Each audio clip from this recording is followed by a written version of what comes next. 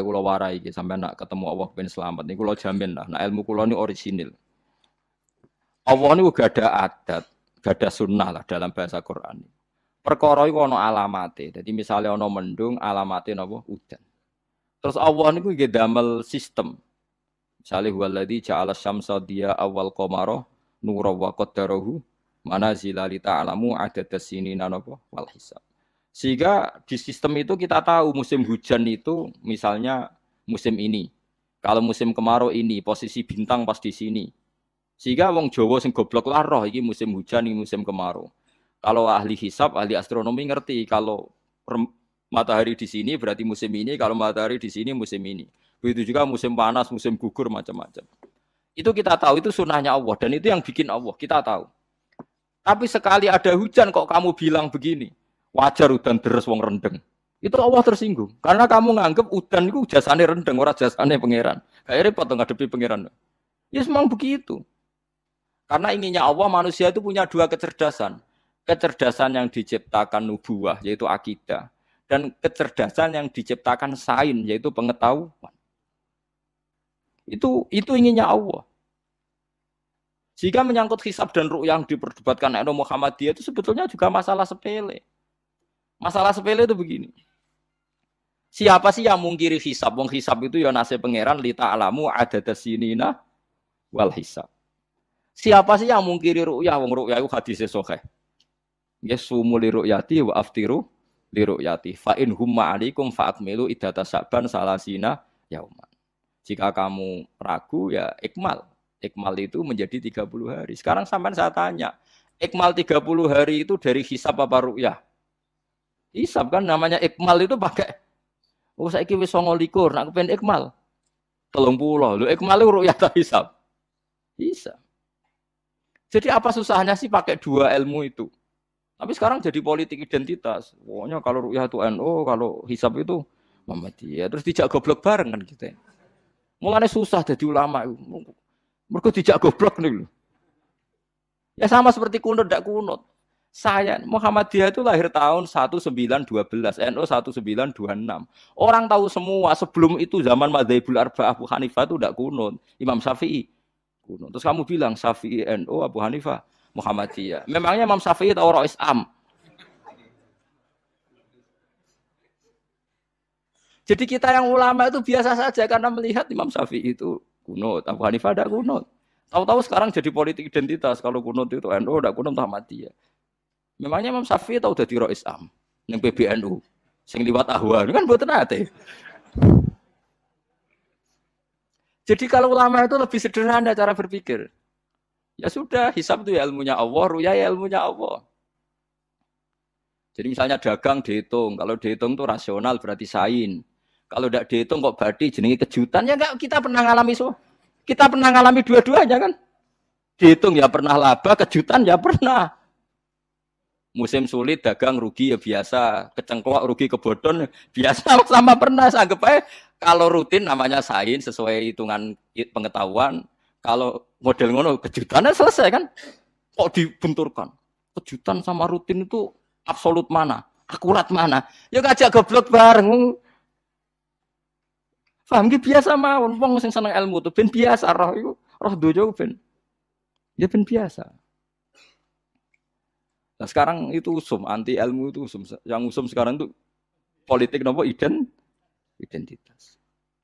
Soalnya batik wong Yogyo, wah batik nasional berarti orang batik wong Indonesia, anak batik ra wong Indonesia. Jadi batik nopo pakaian nopo nasional. Ya golek hadis nganti ngelu kesunatan ibadah nggo klambi putih. Ora ono kesunatan ibadah nggo klambi nopo? Batik. Tapi nek kowe wong alim ben diarani klambi putih gak wajib, kudu kadang-kadang nganggo batik, nggo nunjukno nek nganggo putih iku. Saya tuh seingat saya belum pernah ngaji gak pakai baju putih. Karena pikiran lu sering ditanya, Gus kowe wong alim ra tau joban. Nak joban koyo wong Arab. Nak batik kesane kok ora sunah Rasul seneng putih, setengah-tengah nganggo hem putih wis sunah Rasul tapi tetap Indonesia. Wis tak pikir nonton iki. Lah rugen ra mikir kanggo batik. Tapi itu tadi saya masih husnudzon. Jika jadi tren nganggo klambi hem putih dianggap wajib, harus ada yang pakai batik untuk menunjukkan kalau ndak wajib. Lah mungkin dia termasuk begitu melok makome dekne iku wis nglurusno. Itu enggak tahu saya kalau itu berarti sudah tinggi, kelasnya sudah tinggi. Jadi menurut saya tengah-tengah ya pakai hem putih kalau sholat. Tengah-tengahnya adalah nak jubah terlalu Arab. Nak batik be Nabi ngendikan kesunatane ibadah itu pakai putih. Nganggo mori kok wong mati ya sudah hem, ya sudah tengah-tengah. Menurut saya, sama ndak harus ikut saya. Tapi jika itu dianggap wajib, kadang-kadang jangan pakai putih. Seperti Jabir bin Abdullah itu terang-terangan, sama ndak ceritani. Dulu ketika Jabir bin Abdullah sahabat yang terkenal itu Jabir itu termasuk minas sabiqin al-awwalin itu. Jabir itu sholat di masjid itu bajunya dicopot. Terus sarongan itu dicancang di gulu. Kayak wong kuno-kuno. Sarongan sitok dicancang di gulu. Bawa baju diletakkan di sokor-sokor masjid. Setelah itu orang tabiin melihat dia secara sinis. Tabiin itu generasi setelah sahabat. Marah-marah ketika dimaki. Masa engkau sahabatnya Nabi sholat di saubin wahid. Pakai baju satu dicancang bisa. Terus Jabir mulai cerita.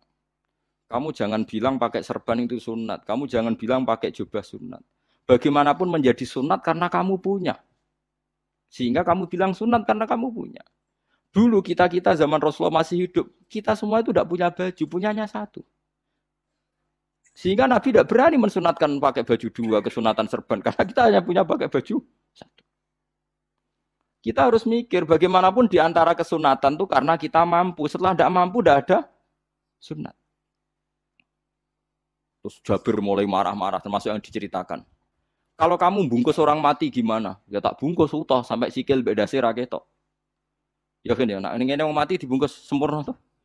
Nanti kok pepes itu ya dibungkus, terus bariku lagi dibuka raine ya. Ya mus, sing mudin-mudin rai ya. Terus Jabir cerita. Cara kowe wajib to ora jare Jabir? Nggih wajib.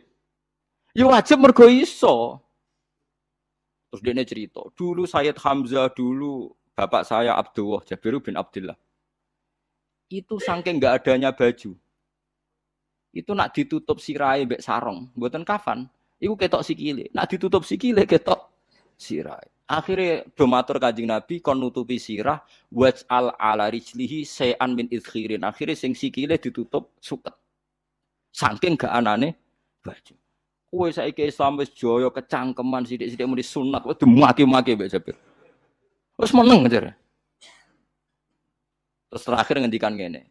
Aku nglakoni iki liyaronil ahmaq misluk. Pancen tak jarak aku salat ngene iki bento-bento kowe ben roh. Nak dhisik sejarah Islam ngene iki. Liyaroni al-ahmaq misluk. Ahmaq itu bento sing level tinggi, medium ini. Itu ulama betul ya begitu. Saiki wong Islam jog tuku kurma gampang, sithik-sithik buku nganggo kurma, sunah Rasul mergo nganggo kurma. Ya perkarane ke kelar tuku, zaman kene Gunung Kidul melarat nganggo apa? Aneh-aneh iki. Makanya di fikih jelas, nek iso kurma, nek iso asal manis, nek iso asal gak nyolong titik wis. Kok repote hukum. Bagaimanapun kue kecangkeman muni sunan mergo mampu. Zaman kira mampu orang muni ngono padahal hukum itu dhisik-dhisik. Hukum itu baru apa sudah kemarin-kemarin? Wis meneng ae. Kula ge sering. Ngger kula kan kiai, ngger but poso sering sowan kathah. Kadang sing sowan luwih mlete di bangku lho. Gus kurma Gus. Nggo apa? Nggih sunat Gus. Ah sunah mbahmu pangan kowe. Oh kiai mbok warai ra sopan.